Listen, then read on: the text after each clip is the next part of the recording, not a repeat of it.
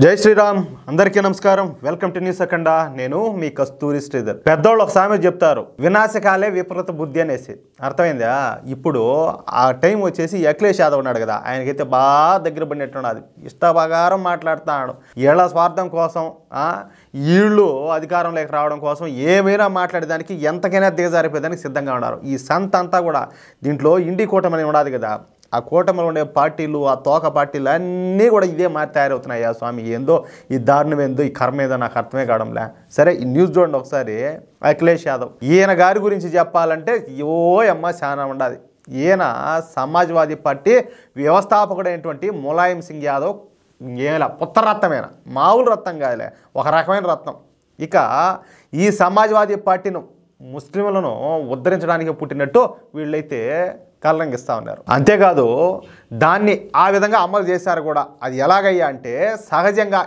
ఏ వర్గాన్నైనా కూడా అభివృద్ధి చేయాలంటే ఏం చేయాలా ఆ వర్గాన్ని కింది నుంచి అభివృద్ధి చేసుకుంటూ రావాలా ఆ వర్గానికి చెందినటువంటి పిల్లలకు విద్యాబుద్ధులు నేర్పించాలా వాళ్ళ కాళ్ళ మీద వాళ్ళు నిలబడేటట్టు చేయాలా సమాజంలో వారికంటూ ఒక గుర్తింపు అయితే తీసుకొని రావాలా కానీ ఈ ములాయం సింగ్ యాదవ్ కానీ ఇప్పుడున్నటువంటి ఈ అఖిలేష్ యాదవ్ కానీ ఏం చేస్తారు అంటాలే కేవలం ముస్లింల ఓట్ల కోసం దిగజారుడు రాజకీయాలు చేస్తున్నారు హిందువుల షాపులను అప్పడంగా తీసుకొని పోయి ముస్లింలకు కట్టబెట్టారు హిందూ పవిత్ర పుణ్యక్షేత్రాల దగ్గర హిందువులకు కాకుండా ముస్లింలకు వ్యాపారాలు చేసుకునే అవకాశం కల్పించారు అర్థమవుతుందా ఇప్పుడు దేశంలో ఎన్నో మసీదులు ఉంటాయి ఇప్పుడు మసీదుల దగ్గర కొన్ని ఈ షాపులు కూడా పెడతారనమాట ఈ మసీద్ కాంప్లెక్స్లో ఎక్కడైనా ఈ ముస్లింలు కాకుండా వేరే వాళ్ళకి ఆడైనా ఇచ్చుంటారా వ్యాపారాలు చేసుకునే దానికి వాళ్ళు ఏ షాప్ అయినా పెట్టుకునిలే వేరే వాళ్ళకి ఇయ్యరు కానీ మనకేమట్ట ఆఖరికి మన పవిత్ర పుణ్యక్షేత్రాల దగ్గర కూడా వేరే అన్య మతస్థులకు షాపులు ఇవ్వడం అంటే ఇక మన హిందువులు యాడివి వ్యాపారాలు చేసుకోవాలా ఎటబోయి బతకాలా ఎవరెవరో వచ్చేటి చేసుకుంటా ఉంటే మన హుండీ ఆదాయం అంటారా ప్రభుత్వాలు తీసుకుండే వాళ్ళు దొబ్బుకుంటారు ఆఖరి మనం పోయి ఆడ వ్యాపారాలు చేసుకునేదానికి కూడా లేకపోయా ఎవరెవరో వచ్చి ఆడేవాళ్ళు అంతా వచ్చి వ్యాపారాలు చేసుకుంటూ ఉంటారు వాళ్ళు వచ్చి సాబాదుడు బతుకుతూ ఉంటారు రూపాయి చేసేదాన్ని 10 రూపాయలకి అమ్మితారు ఎట్టా బతికేది హిందువులు ఎట్లా బతకాలంటే హిందువుల భూములను ఈ ములాయం సింగ్ యాదవ్ కావచ్చు ఇప్పుడు ఈ అఖిలేష్ యాదవ్ కావచ్చు వీళ్ళు తీసుకొని పోయి ముస్లింలు కట్టబెట్టారు ఇక మత ఘర్షణలు కనుక జరిగితే ఆ మత ఘర్షణలో నిందితులుగా ముస్లింలు ఉన్నా కూడా వాళ్ళ పక్క తెప్పించి వాళ్ళ స్థానంలో బాధితులైనటువంటి హిందువుల మీద కేసులు పెడతా ఉన్నారు అత్యంత నీచంగా అత్యాచార ఘటనలో కూడా ముస్లింలను శిక్షించకుండా వదిలిపెట్టేస్తున్నారు దాన్ని బట్టి మీరు అర్థం చేసుకోండి నాకు తెలిసి నేను ఊరికే మాట్లాడడంలే నేను ఒక మాట చెప్తున్నా నాకు కుల పిచ్చి కానీ ప్రాంత పిచ్చి కానీ భాషకు సంబంధించి కానీ నాకు లేదు నేను భారతీయుడిని ఫస్ట్ ఆఫ్ ఆల్ అందులో ఈ దేశ క్షేమం కోరుకుండే ఒక సాటి హిందువును నేను బాధ్యతగా ఉంటా అర్థమవుతుందా నాకు ఏ ఊరైనా నాకు ఒకటే తప్పు చేస్తే అది నా ఓడైనా కానీ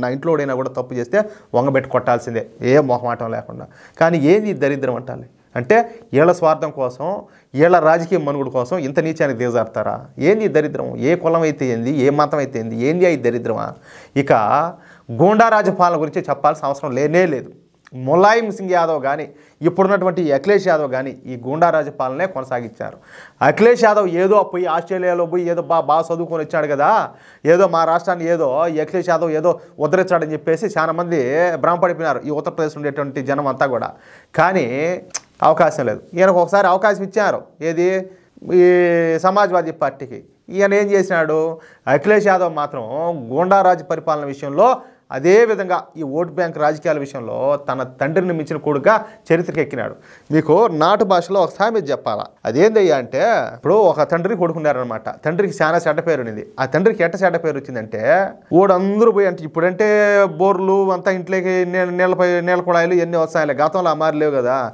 ఆ చెరువు దగ్గరకో నది దగ్గరకో ఏరు దగ్గరకో పోతా ఉన్నారు నీళ్ళ కోసం ఏడన్నా నీళ్ళు ఉండే కాడికి బౌల్ కాడికి అట్ట ఒక ఏరు సాగే ఏరు దగ్గర ఆ గ్రామంలో ఉండే వాళ్ళంతా పోయి నీళ్లు తెచ్చుకుంటా ఉన్నారు ఈడేం చేస్తా ఉన్నాడంటే ఈ తండ్రి అందరూ పోయి వాళ్ళు నీళ్ళు తెచ్చుకుంటాను ఆడిపోయి బట్టలు ఉత్తుకుంటాను ఏదో చేసుకుంటా ఉంటే అందరూ చూస్తూ ఉంటే ఈడు ఆ బయట ఒడ్డును కూర్చునేది గడ్డను కూర్చునేది మలమూత్ర విసర్జనాలు చేస్తూ ఉన్నాడు అర్థమవుతుంది కదా మలమూత్ర విసర్జనాలు అంటే 102 అది కానీ వీడు సచ్చా కొడుకు ఒక మాట చెప్పినాడు ఒరే నాకు చాలా చెడ్డ పేరు ఉండదురా నాకు ఎట్టైనా కూడా నువ్వు నాకు మంచి పేరు తేవాలా అని చెప్పేసి ఈ నాయన సచ్చా కొడుకు చెప్పినాడు. కొడుకు ఏం చేసినాడు, ఎట్ట దేవాలా మా నాయనకి మంచి పేరు అని చెప్పేసి ఓడి గడ్డ కూర్చుంటా అంటే ఈడేకంగా నీళ్ళలో కూర్చోసాగినాడు. అప్పుడు ఊళ్ళో జనాలందరూ ఏమంటా ఉన్నారంటే, ఓడే మేలు గడ్డ కూర్చుంటా ఉన్నాడు, ఓడికంటే ఈడింగా అద్మానమైన వాడికి ఈడింగా పొరం పోయికి ఈడేకంగా నీళ్ళలోనే కూర్చుంటాడని చెప్పి మాట్లాడతారు. అంటే ఆ మాదిరిగా నాయన్ని మించిపోయినాడు ఈయన కొడుకు అఖిలేష్ యాదవ్.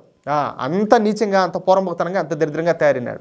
అయితే మీ అందరికి కూడా తెలుసు, ప్రస్తుతం ఈ సంబాల పట్టణంలో పెద్ద ఎత్తున తవ్వకాలు జరుగుతున్న సంగతి మీకు అందరికి కూడా తెలిసిందే. ఈ తవ్వకాల్లో ఈ దేవాలయాలు, చెరువులు, బావులు, రహస్య సొరంగాలు, దేవి దేవతామూర్తుల విగ్రహాలు అవన్నీ కూడా బయటపడతానే ఉన్నాయి. చూస్తున్నారు కదా మీరు కూడా. ఇక ఇవన్నీ చూసి ఓర్చుకోలేనటువంటి ఈ గూండారాజ్ అఖిలేష్ యాదవ్ ఒక మీడియా సమావేశం పెట్టాడు.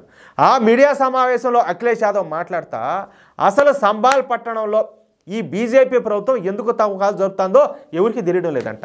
ఏ కళ్ళు ఏ కాకులు ఎత్తుకొమినాయా, కనపడడం లే నీక, ఎందుకు జరుపుతారా, ఏడ కాకులు ఏడ గద్దలు దొబ్బకపోయినాయి అంటాలే. సంబాల్లో బీజేపీ ప్రభుత్వం దారుణాలకు ఉడిగడుతుంది. సంబాల్లోని అనేక ప్రాంతాల్లో ఈ తవ్వకాలు నిర్వహిస్తున్నారు. ఎవరి కోసం ఈ తవ్వకాలు చేపడతారు, ఇంకెవరి కోసం? కోల్పోయినటువంటి హిందుత్వ వారసత్వ సంపద కోసం తవ్వకాలు జరుపుతున్నారు. కనపడడం లేదా నీకు? ఏం కనపడడం లేదంటాలే. నువ్వు మళ్ళీ ఒక నాయకుడివి, నీకు మళ్ళీ ఒక పార్టీ. ఉత్తరప్రదేశ్ బీజేపీ ప్రభుత్వం తమ ప్రభుత్వ ఫెయిల్యూర్స్ను కప్పిపుచ్చుకోవడానికే ఇప్పుడు సంబాల్లో ఈ తవ్వకాలు అయితే చేపడుతున్నారు అని మాట్లాడినాడు. ఏం ఫెయిల్యూర్సు? కనీసం నువ్వు కానీ మీ నాయన కానీ ముందు వాళ్ళు ఉన్నప్పుడు, కాంగ్రెస్ కానీ వాళ్ళు ఉన్నప్పుడు ఎప్పుడైనా కూడా ఉత్తరప్రదేశ్లో అసలు డెవలప్మెంట్ అనేది ఉండిందా? ఎట్లా వస్తాయి అసలు మాటలన్నీ కూడా నోటికి? తన అసమర్థతను కప్పిపుచ్చుకోవడానికి బీజేపీ ప్రభుత్వం ఈ విధంగా చర్యలు చేపడుతుందని మాట్లాడినాడు. ఉత్తరప్రదేశ్లో ఉండే జనాలకు అందరికీ తెలుసు, ఒక మత ఛాందస్వాదులకు తప్పనిచ్చి, మెంటల్ వాళ్ళకు తప్పనిచ్చి ఈ ప్రభుత్వం రాష్ట్రాన్ని అభివృద్ధి చేసే ప్రభుత్వం కాదు. అమాయకులైన ముస్లింల ఇళ్లను బుల్డోజర్లతో అక్రమంగా ధ్వంసం చేస్తున్నారని మాట్లాడినాడు. నీకు నేను ఎక్కువ మాట్లాడితే మళ్ళీ బాగుండదు. ఇప్పుడు సరే, ఈ సంబాల విషయానికి వద్దాం. ఆడ హిందుత్వ ఆనవాళ్ళు బయటపడలేదా?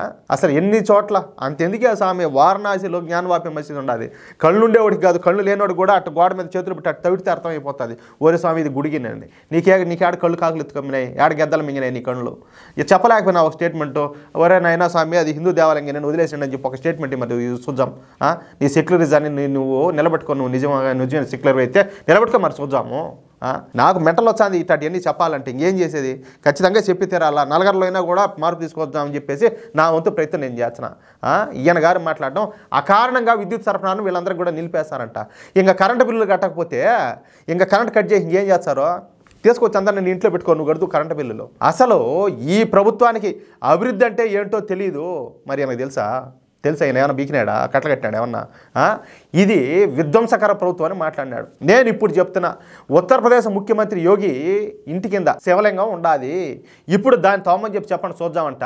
వెకిలిగా నవ్వుతా అసహ్యకరమైన మాటలు మాట్లాడినాడు. అంటే దేవుణ్ణే ధిక్కరించినట్టు వెకిరించినట్టు కాదు ఈ మాటలో. అవునా కాదా? మీరు ఒకసారి ఆలోచించండి. అంటే ఈ అఖిలేష్ యాదవ్కు హిందువులు అంటే అంత చులకనా? హిందుత్వం అన్నా ఈయన గారికి అసహ్యం. ఏముండదులే, హిందువులే కదా, వీళ్ళను కులాల వారిగా విభజించే వాళ్ళే ఓటేస్తారని చెప్పేసి ధీమాల్లో ఉండాడు. ఎందుకంటే నాకంటూ ఒక కులం ఉండాలి, వాళ్ళు అమాయకులు, నేను ఎన్ని చేసినా కూడా ఆ కులం మీద అభిమానంతో వాళ్ళు ఓట్లు వేస్తారు, నేను ఎన్ని పోరంబోక పనులు చేసినా కూడా వాళ్ళు భరిస్తారని ఆ ధైర్యమే కదా. అంతే కదా, ఇంకేంది అది? అసలు ఈ అఖిలేష్ యాదవ్ హిందువేనా నాకు ఇప్పుడు డౌట్ వస్తుంది. హిందువు అయితే ఇట్లా మాట్లాడతారా? ఎవరైనా దైవధిక్కారం చేస్తారా? దైవదోషంలో పాల్పడతారా? దేవుడిని ఈ విధంగా ఎగతాళి చేస్తారా? నీకేం కళ్ళు కనపడలా? లోడిన ప్రతి చోట ఏదో ఒకటి హిందుత్వ ఆనవాళ్ళ ప్రతి చోట కూడా బయటపడుతున్నాయి. ముస్లింల ఓట్ల కోసం ఇలాంటి వాళ్ళు ఏకంగా పాకిస్తాన్తో అయినా కూడా చేతులు కలపడానికి ఈ అఖిలేష్ యాదవ్ కావచ్చు ఇలాంటి వాళ్ళందరూ కూడా సిద్ధంగా ఉంటారు. ఆలోచించండి మీరే, నేను చెప్పింది అవునా కాదో. అటువంటి ఈ నీచుడు మన దేశంలో ఒక నాయకుడు కావడం, అది కూడా మొన్నటి ఎన్నికల్లో ఈయన గారి పార్టీకు 33 ఎంపీ స్థానాలు రావడం మనం చేసుకున్నటువంటి కర్మ, మన దౌర్భాగ్యం. హిందువుల యొక్క చేతగాంతనం చెప్పాలంటే నపుంసుల మాదిరి బతుకుతా ఇటోళ్ళంతా కూడా మన నెత్తికి తొక్కుతారు బాగా. 2013లో ఈ అఖిలేష్ యాదవ్ సీఎంగా ఉన్నప్పుడు 1000 టన్నుల బంగారం కోసం ఈ అఖిలేష్ యాదవ్ ప్రభుత్వం తవ్వకాలు చేపట్టింది. కావాలంటే గూగుల్లో పోయి ఎత్తుకోండి. ఈ బంగారు తవ్వకాలను ఇష్టపడి ఈయన గారికి శివలింగంతో ఏం ప్రాబ్లం ఉండదు ఈయనకు, అఖిలేష్ యాదవ్కు. ఆలోచించండి ఒకసారి. అసలు అభివృద్ధి అంటే ఏ మాత్రం తెలియనటువంటి ఉత్తరప్రదేశ్ ప్రజలకు మొట్టమొదటిసారి అభివృద్ధి అంటే చేసి చూపించండి యోగి ఆదిత్యనాథ్ గారు. అవునా కదా? గుండెలు మీద చేసుకొని చెప్పండి. నేను ఈ విషయాన్ని ఊరికే తోడగొట్టి మరీ చెప్తా. కానీ అఖిలేష్ యాదవ్ చేసినటువంటి అభివృద్ధి అంటే ఏమన్నా ఉండదా? ఏం లేదు. ఇదిగో ఈ మాదిరిగా పనికి మాట్లాడి ఒక వర్గాన్ని నెత్తులు పెట్టుకొని ఇంకొక వర్గాన్ని నాశనం చేయడం తప్పితే మరొకటి అయితే ఏం లేదు. ఇలాంటి సన్నాసి ఇప్పుడు ఇట్లా మాట్లాడడంలో ఏం ఆశ్చర్యం లే. అదంతా కూడా మన కర్మ, ఇంతే మనం చేసుకున్నటువంటి పాపం. అంటే అదేదో చెప్తారు కదా స్వయంకృపరాధం అనే, అది మన స్వయంకృపరాధమయ్యా, భరించాల్సిందే. చేసిన పాపం అది ఊరికేనే బాధ. అది మనం మనోళ్ళే ఓట్లేసి వీళ్ళ నాయకులు చేశారు స్వయంకృపరాధం, అదేం ఊరికే బాధ కదా, వెనకమిటే వచ్చాది మనల్ని తొక్కి వదులుతుంది. అది మనం మారితేనే మన పాలకులు కూడా మారుతారు, లేకపోతే ఇంకంతే సర్వనాశనమే. ఏమి లే, భస్మాసురుడైతే ఎట్లయితే ఆయన నెత్తిన ఆయన చేయి పెట్టుకొని నాశనం అయిపోయినాడో బూడిదైపోయినాడో, మనం కూడా ఇట్లా వాళ్ళకి ఓట్లు వేసామంటే మనంతటా మనం కూడా భస్మాసురులం అయిపోతాం నాశనంగా. అది ఇంక ఏం చెప్పాలి. ఎందుకంటే నేను చెప్పింది కరెక్ట్ అని మీకు అనిపిస్తే, ఇది నేను కేవలం న్యూస్ చెప్పడంలే, దానికి నా అభిప్రాయాన్ని జోడించి నా బాధను ఆవేదనను మీతో పంచుకుంటున్నా. నేను చెప్పేది కరెక్ట్ అని చెప్పి మీకు అనిపిస్తే ఈ న్యూస్ నలుగురికి షేర్ చేయండి. అదేవిధంగా ప్రతి ఒక్కరు మీకేమనిపిస్తుందో కామెంట్ చేయండి. అదేవిధంగా ఓకే వీళ్ళు ఏదో నిజాలు చెప్తున్నారు, వీళ్ళు చెప్పేది బాగుందని చెప్పి మీకు అనిపిస్తే, మమ్మల్ని సపోర్ట్ చేయాలని మీకు అనిపిస్తే మన ఛానల్ సబ్స్క్రైబ్ చేసుకోండి, సపోర్ట్ చేయండి. జై శ్రీరామ్.